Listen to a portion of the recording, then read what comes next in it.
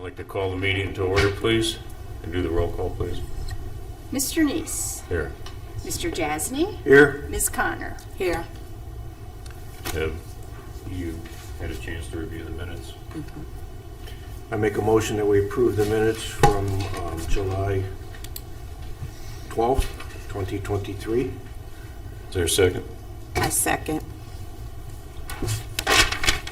Mr. Neese.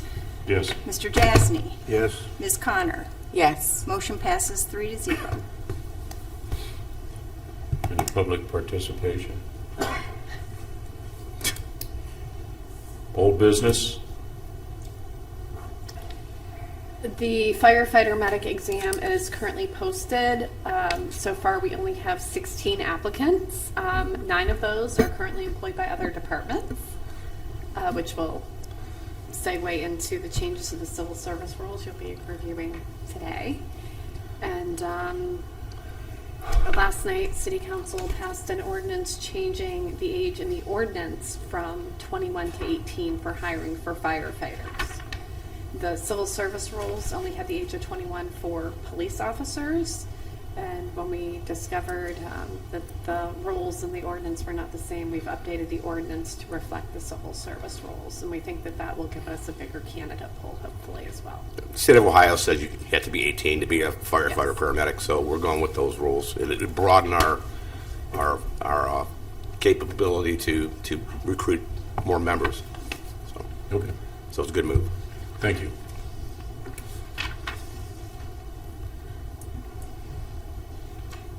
New business? That would be me, sir. Good morning. I'm here this morning to request a promotional exam for the position of lieutenant coming up first quarter. This list expires, I believe, March. So we'd like to get a new list. There will be some activity off this list, so we're very excited about that. I have not. I'm waiting on one more vendor. I've talked to NTN, Ohio Fire Chiefs, and I'm waiting on Clancy to. I have an appointment with them scheduled tomorrow regarding some of their products and like. So if I can get that test scheduled for this spring, I don't have a specific date. We can work those details out later, but we would like to have a lieutenant's exam for the fire department this spring. Okay. We need a motion for that? How many are you looking to promote? It's that, well, we had a discussion yesterday. It could be 1, 2, could be depending on what movement is next door. It's always good to have that list, but I know that at least one this year, I'm pretty sure. And it is required by the collective Yes. bargaining agreement. Even if we don't that promote do this anybody, every Joe. other year. Well, I'll make the motion that we approve the lieutenant's exam in March. I'll second. Mr. Neese. Yes.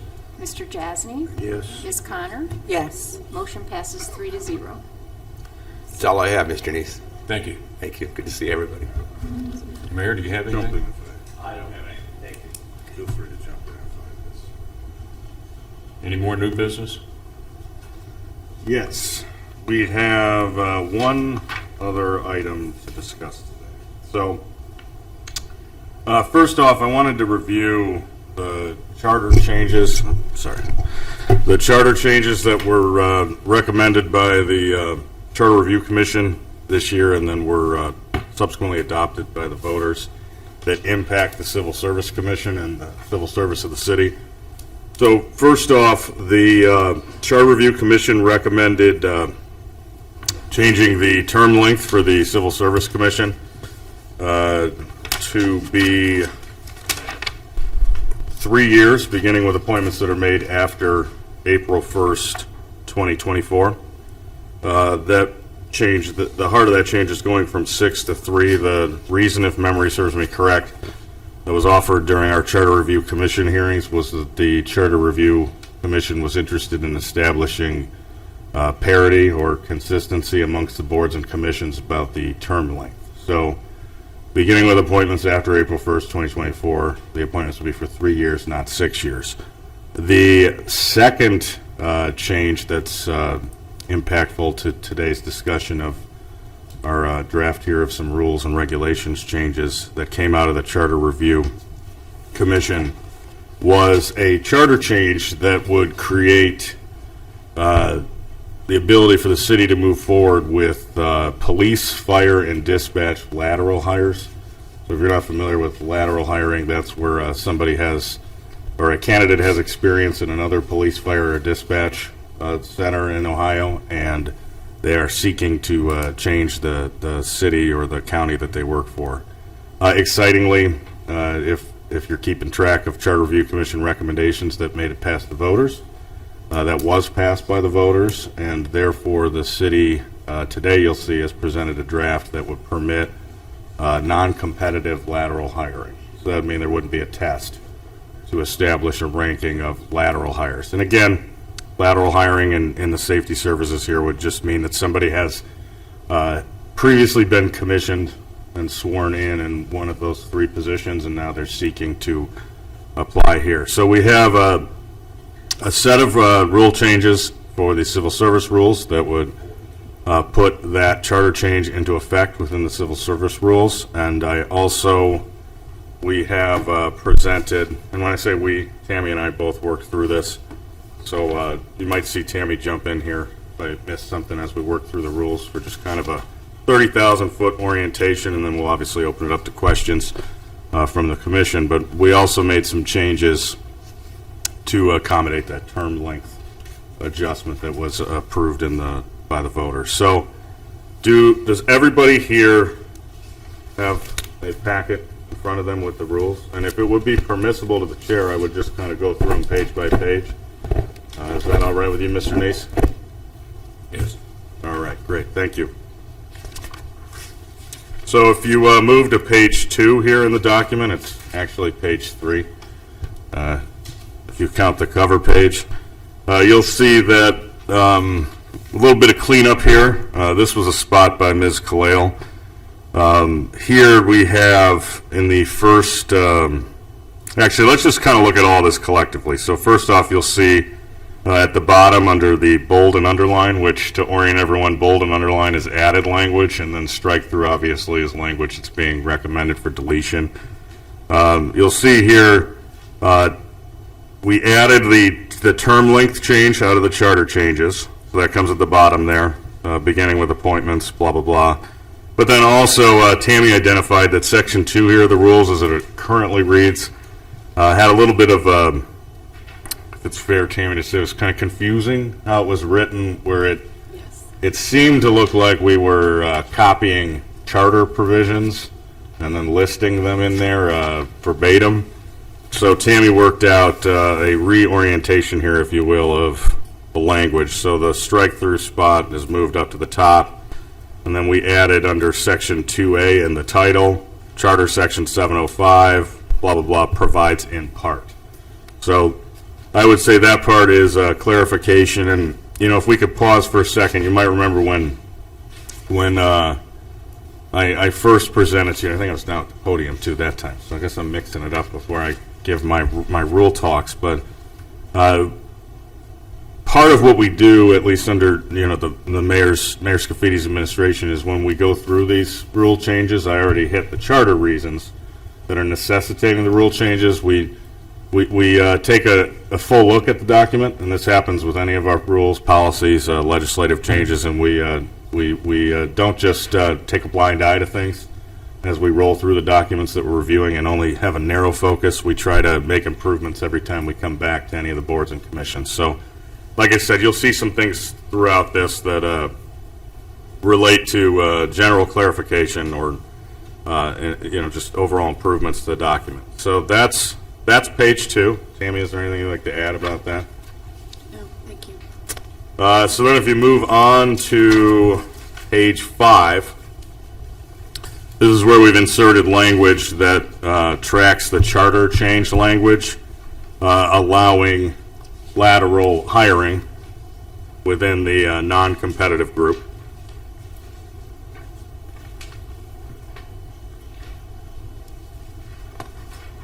And then that carries on into page 6. Will the non-competitive group supersede the competitive? No, that would be about the classification of the appointment. So by that I mean that entry-level officers would go through the competitive process, and non-entry-level officers would go through the non-competitive. So it'd be more about, what are we hiring for? Are we hiring for a lateral entry? That would go through the non-competitive rule. If we were hiring for an entry-level officer, dispatcher, or fire medic, we would go through the competitive process. So it really kind of depends on what the city's looking for and their So how needs. do you make that determination? It would be based on prior service. So as I said, if you're a non-entry level candidate, that would mean that you have, actually the definition, Oh, I'm you go to sorry. page 6. Let me clarify my question. How do you determine whether you're going to hire for competitive or not competitive? I think I will ask Tammy to respond to that. That's a great question. The way I envision it is, for fire, for example, we'll post, we'll see how many candidates we get. Our experience with safety forces is we are not getting many candidates right now. With like police and dispatch, we went through the entire list with only a few qualified candidates, assuming they're still interested in coming to work here. When we get the background done, the ones off the competitive list would be hired first. But if we aren't getting enough applicants, this allows us to then advertise for the lateral hires to come in and fill the open positions that we haven't been able to fill through the competitive process. Okay. Thank you. Any other questions from the commission on that front? I have a question about how this whole thing's gonna work for laterals. What do they bring with them? Do they bring vacation time? Do they bring seniority? Do they bring, I think they bring sick time. I think that's a state issue. They bring sick time, and where do they fit in? If they're a lieutenant in another department, do they come here and start at the bottom? Those are also great questions. So under the city's ordinances and, as you noted, under state law, there will be sick leave carryover. And then under our ordinances, depending on their years of service, after their first year, they can qualify for more years of vacation depending upon how their service falls within our ordinance. The seniority issues are things that will be addressed with the unions already in the negotiations this year with OPBA. Some language was inserted to the collective bargaining agreement to prepare to allow lateral hiring. For OPBA, for example, they do not want lateral hires seniority to count for like job assignment, shift assignment, that type of thing. So the issues that affect the collective bargaining units will be addressed through collective bargaining if they have not been already. Anything you want to add on that? I think I would just say, to put a finer point on it, what we've seen so far, and I think it is really important to note what Tammy said, that as for the issues that you outlined, Mr. Neese, where those will impact collective bargaining, the current CBAs, and we will have to negotiate the terms of that to move forward with that. But I will say that we seem to be tracking, at least so far, that externally speaking, so sick time, vacation, things that are outside of the collective bargain amongst the internal members, those are going to allow your seniority to transfer over. So as Tammy said, your sick time, your vacation, the amount of years of service, but internally things like job assignments, amongst the union members themselves. So far what we've seen is that you wouldn't carry seniority into that. So if you had 10 years, you get 10 years worth of sick time, vacation, blah, blah, blah, for personal use, but you wouldn't necessarily at this point, from what we've seen, get 10 years of seniority credit that you carry over when it comes to your job assignments. And what happens when a person from another department's hired here with 10 years? And the year after they're hired, a promotional exam becomes available. Are they allowed to take that promotional exam, or do they get credit for the 10 years of seniority? I envisioned they'd have to follow what's in the CBA Yeah. for 5 years. Yeah, so yes, that's correct. We have, and jump in if my memory's incorrect here, but we, at least in the firefighter lieutenant CBA, we have language that would address that situation. Is that correct? Because we have previous years of service within Twinsburg Fire that is required before you can sit for the promotional exam. So although that was negotiated prior to this, in this new world, if you will, should these rule changes be adopted by the Civil Service Commission, the current CBA language would deal with the exact question that you asked. And so somebody couldn't just come in and sit for the exam, from my memory. So in short, they carry over their rank, but not seniority. They carry over their seniority or their past experience for purposes of, Vacation time. Yeah, and their things like that. benefits. I meant classification seniority.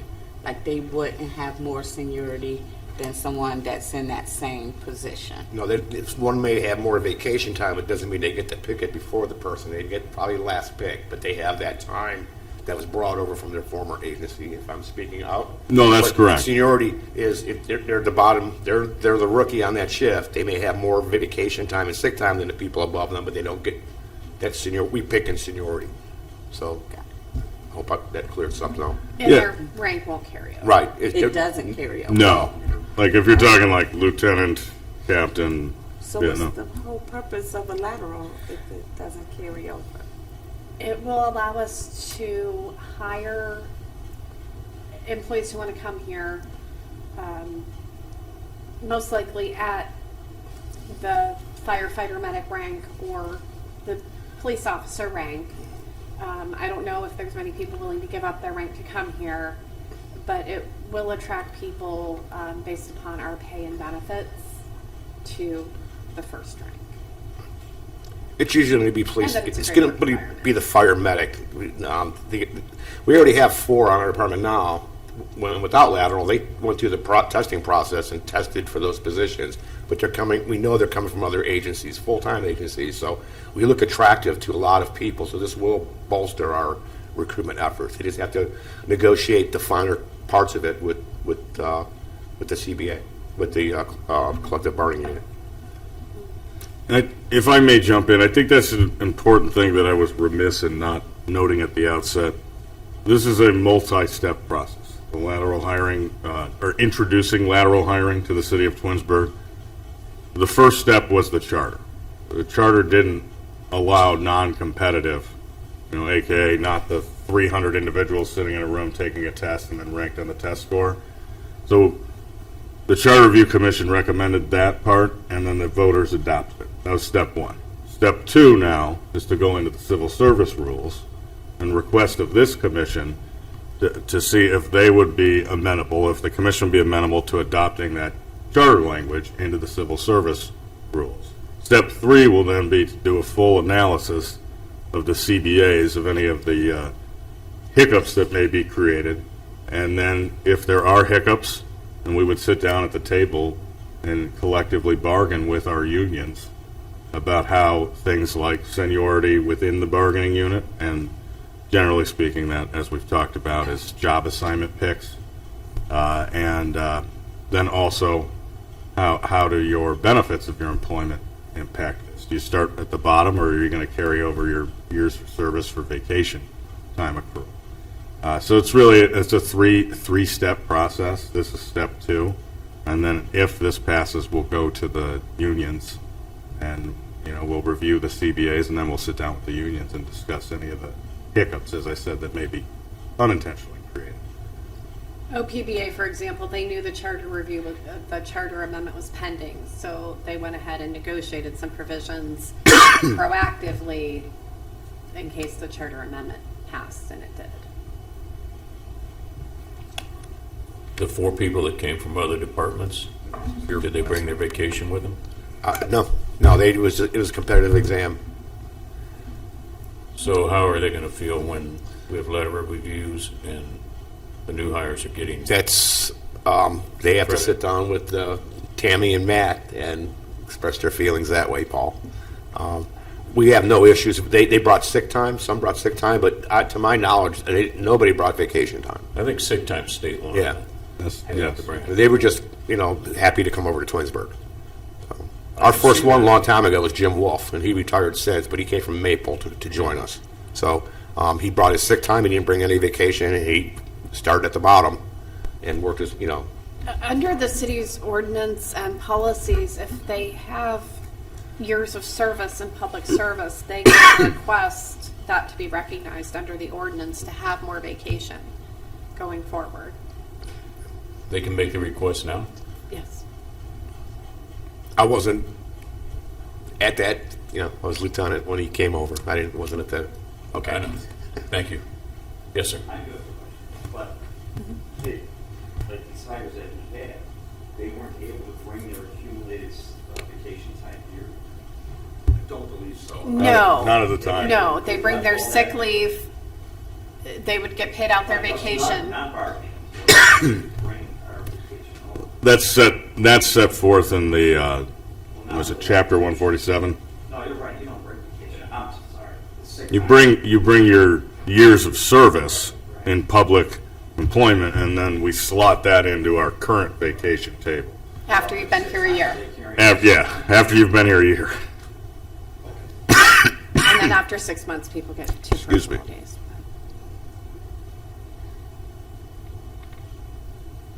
So all I they think have I- to do is, there's forms they can fill out, both for the sick leave carryover, and then to have their number of years of service recognized for vacation accrual purposes. I would also note, the great question was asked about, well, why would someone want to laterally transfer? Some of the things that I heard tangentially at the bargaining table, and I think it might have been with some of the fire units, is the simple idea that an individual might have worked in a larger department, and they would like to change the type of department they work in.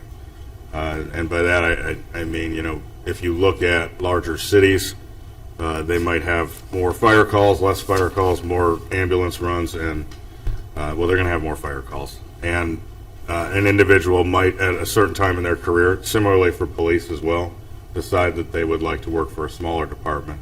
And then you couple that with, as Tammy mentioned, our salary and benefits. Those would be reasons that an individual might say, okay, well, I'm going to forego my second in line or my third in line pick for the shifts to go work for Twinsburg, which, I really like Twinsburg, but whatever reason they like the department to them personally. And also the pay might be higher. So those would be ways that you might shore up the loss of seniority within your shift picks, at least what I heard. But at that, are there any other questions about this page? We have a collection more to go over with you guys. Any more questions? Any more questions? All right, so moving past page 6 and on to page 7, we're gonna 7 and 8. Changes have been made here in the identification of the members of the unclassified service. Again, these track Charter Review Commission changes that dealt with some of we're going to say changes. Some of the changes that were recommended by the commission that actually reflect the current staffing of the city. So in other words, one of the things the Charter Review Commission identified was that our departments and the individuals that we had hired in those departments and the things they were doing on a daily basis, charter changes had not been adopted over the years to track that, so the Charter Commission recommended. So for example, we have a director of service, not a director of public works. We have a director of planning and economic development, not director of planning and community development. Then we have a city planner. There is no director of restaurant operations. And then we have a director of wastewater treatment. We do not have a director of banquet operations. So Mr. Neese is seeing he's picking up what I'm putting down here, I see. So the Charter Review Commission obviously recommended that the positions listed should naturally track the positions that are employed. So those changes here have been carried over to the civil service rules, and that's pages 7 to 8. And then page 8, the bottom there, that again is the same language that you will see on pages 5 to 6, where it spells out the competitive group versus the non-competitive group within the lateral entry stuff we just talked about, sorry. So that's same language as page 5 to 6. Then if you go to page 10, we're going to kind of move into the, we'll call it the cleanup language, so that'd be 10 and 11 here. Tammy, like I said, one of Mayor Scaffidi's things is here is to not just skip over the sections you don't care about when you're recommending things. Tammy had identified some language here on pages 10 to 11 that would clean up and make clear the rules for applications, and specifically how we determine rank in the case of tie scores based on date and time of submission. The current language was a little clumsy. And then also Tammy spotted here, if you look at C, so that's page 11, section C. There's a line there, added printed applications may be made available for candidates who cannot submit their applications online. You want to comment on that? So I believe that changes. Right. If you have a question first. In B, Yes. Yeah. does, it says submitting the application, is it because it's electronic, you don't have to sign it? Right. Our Yeah. primary means of accepting applications now is through an electronic platform. So rather than having to also print out the application and sign it and then get it to HR, this allows them to be submitted online. That also has the advantage of having the date and time stamp, so in Okay. case of ties, we have a record of when they were submitted. But we are also allowing for printed applications. This allows for equity if people don't have access to computer resources. And it also allows for applicants who are not good with electronics or don't have access to them at home to be able to still apply. Thank you. I have a question as Yes. well. I'm going back to page 7 and 8. I recognize we're changing titles based on our current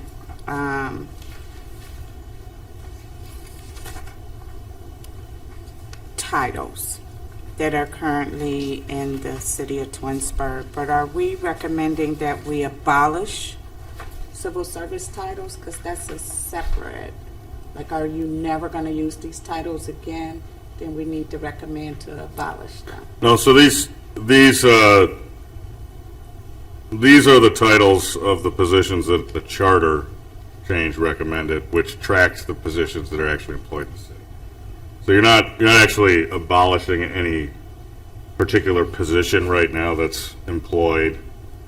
This is as simple as just saying, here, the charter lists these unclassified service positions.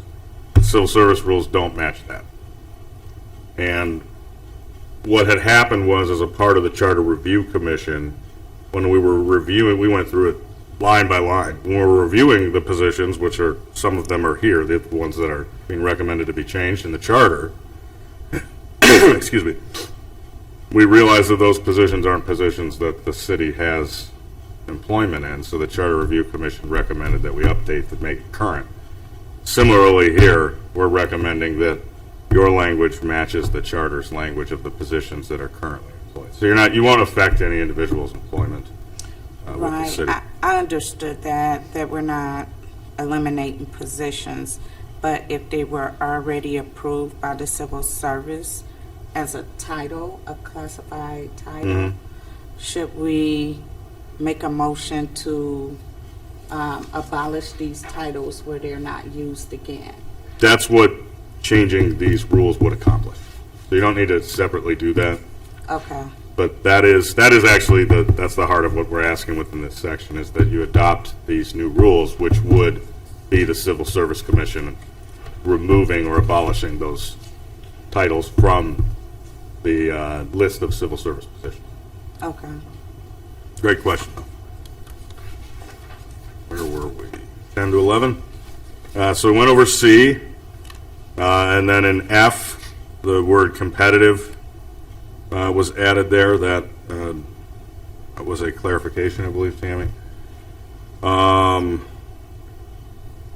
G1, again, we have clarification there that the application was filed after the filing date and time, as opposed to just kind of the clunky date without listing date and time. We move on to page 13. The recommended change there is identical to page 11C, where we're noting that printed applications are made available for candidates who cannot submit their applications online. Again, Tammy noted that, and I think it's important if people are not electronically literate, that they have an ability to still apply so we can get the best candidates. 1 second here, please. I believe we are going to roll all the way to page 32. This will be the final note here in the revisions we're asking the commission to consider. And this would be section 21.1. Again, I actually forgot to mention this. It's exciting. I forgot to mention this at the outset about the charter changes. The Charter Review Commission and then the electorate approved notice to be done on the city website, and indeed in the charter there's some exciting language that accommodates this future digital world we live in, where we don't know what comes after website. Who knows? So we had language there, but for purposes of this rule change, where language in city policies asks for newspaper of general circulation notice, the Charter Review Commission recommended that that allowed to be performed or fulfilled by posting electronic notice on the city's website. As we all know, the local newspaper is somewhat heading the way of extinction to a certain extent, and we don't want to lose the ability to meet our rules and in our posting obligations. The Charter Review Commission recommended a general, applies to all city ordinances and the charter language itself, that any time that phrase is used, that also includes city's website, and also, like I said, digital means that are used to, convey information and notice to the general public. Similarly, we're recommending that the notice of amendments, when we go through this process, also have that same ability to use electronic notice. At that, I believe that is everything that the city is asking the commission to consider. Yes. So the electronic notification will be in replacing or in addition to the newspaper? That would be, you could decide which way you want to go on that one. So it's a may, if you look at that language, may post notice. So we would have the ability to post notice on the city website in lieu of using the newspaper circulation. So we're not striking the newspaper of general circulation option. We're adding in the ability for the city to use the city's website as a way to post and meet that posting requirement. And importantly, I forgot to mention this is obviously just for notice of amendments to the civil service rules. So that this section right here that we're asking for does not extend to any other notice sections within here. What's the word may going to do for us, though? In other words, why can't it just read Circulation Commission post notice of the public hearing on city website, or and? Because if you say may, who's going to decide, okay, are we going to post it on the website or are we not going to post it on the website? The appointing authority would make that decision. So So why can't the it just city read- administration. And why can't it just read where it will also be published on the website, period? I think we can do that if that's the commission's wish.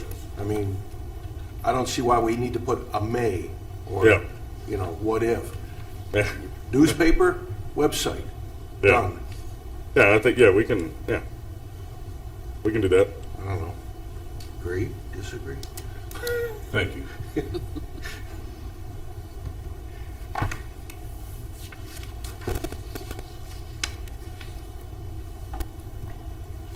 I like that one because I'm laughing to myself when you said that.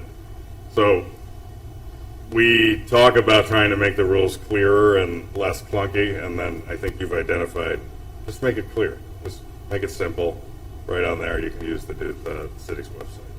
So I think that's a great recommendation. The clerk of council had a comment regarding this. Should we identify how long before it needs to be posted, before we can have a public hearing?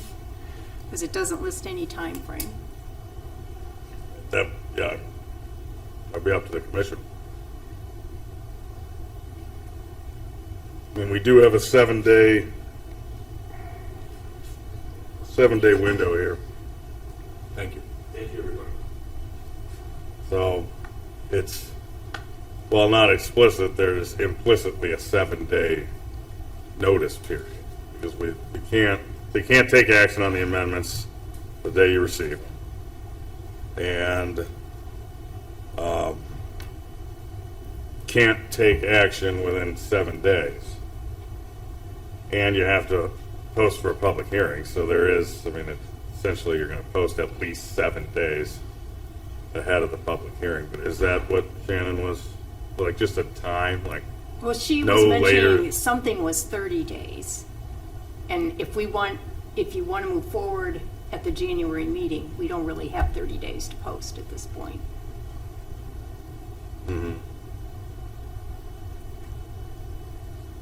So can Yeah, I you don't- put I a don't- time frame in there, like 14 days or something? Yeah, I mean, that'd be up to the commission. I mean, what she's getting at is that you have public hearings sometimes, not all times, when required, have a minimum amount of days that they have to be posted before the body can take action. I think that seems like to me what Shannon had said, Sandy, is, does the commission want to adopt a period of time that the city has to notice the date of the public hearing prior to the public hearing happening?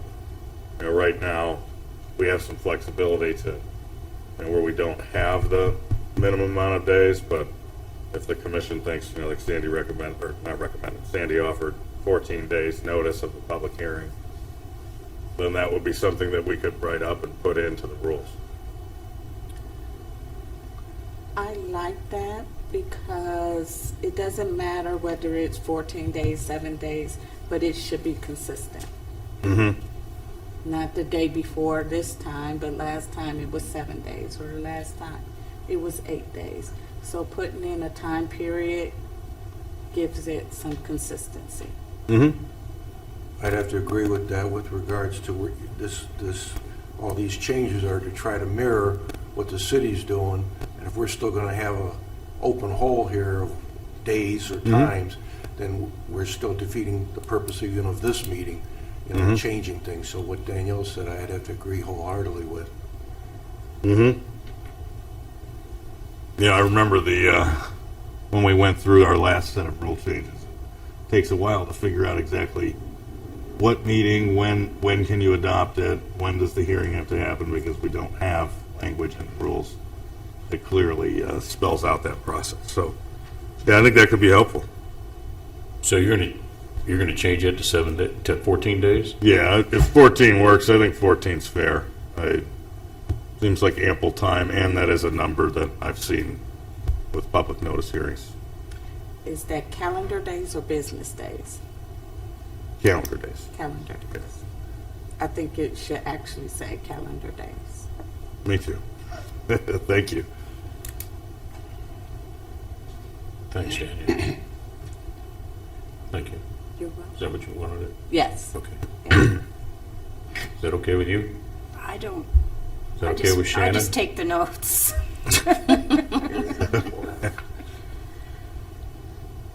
Yeah, we'll rework that section to include a 14-day public hearing notice.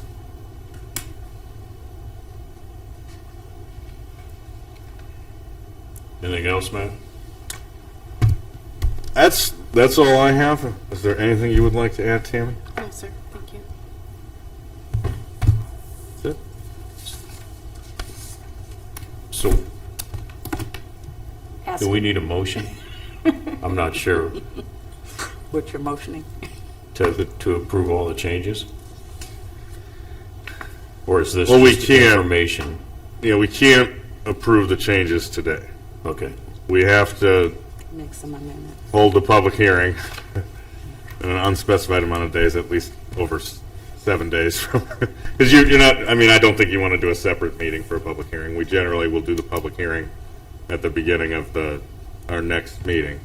So what'll happen is we would ask for a motion from the commission to adopt the changes as, with the amendments you've recommended today at the next meeting, where we'll also hold a public hearing. Do we need a motion to have a public hearing? For purposes of the record, I think that would be appropriate. Makes it clear that you're directing the city to hold or to schedule a public hearing for the commission on X date. I don't know when is the next regularly scheduled civil service. January 10th. January 10th? Okay. I say, with the permission of the commission, I'd say we would schedule a public hearing. And so a motion to schedule a public hearing, or to include a public hearing at the January 10th meeting, as well as the city staff to update the amendments with the commission's recommendations, and we can consider them that night, or that morning. So used to night meetings. Why is the Civil Service Commission the only one that meets? So, I make a motion to include public hearing on the January 10th meeting. and then to direct the staff to update the civil service rules amendments to bring those to the next meeting for consideration by the commission. You can say what he said. What he said. Sandy will piece it together later with the the audio of the meeting. I'll second that motion. Okay, Mr. Neese? No. No? Mr. Jasny? Yes. And Ms. Connor? Yes. Motion passes 2-0. Or no, 2 2 to to 1. 1. 2 to 1. And then before we move on, I think Tammy does have one miscellaneous for us tonight, or this morning. Almost there. I just want to say thanks for the hard work today, and then, in the ensuing weeks as you review this. It's not lost on me that government officials just dump a lot of stuff that we've thought a long time about on our trusted public servants, that work on our boards and commissions. I just want to say, as I will say every time, thank you so much for your consideration and your comments and your thoughts. We all get better together as we work through these. So thank you for your time, and thank you for your time, and Jane. And you put a lot of work, both of you put a lot of work into this. Thank you so much for that. Do we have anything else? Motion for adjournment? I you have think a- Tammy. Under I'm sorry. miscellaneous, I was just going to note, the police chief couldn't be here this morning, but he wanted to let you know that we do have 2 police officers who will be starting the academy in February. That's all we were able to hire off of this test. So after we get those 2 going, if we need to fill more slots, we'll go forward with whatever procedures are in place at that time.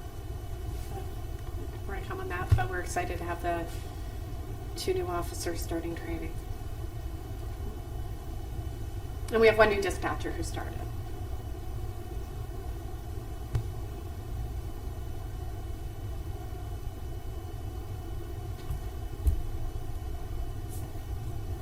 Thank you. Anything else?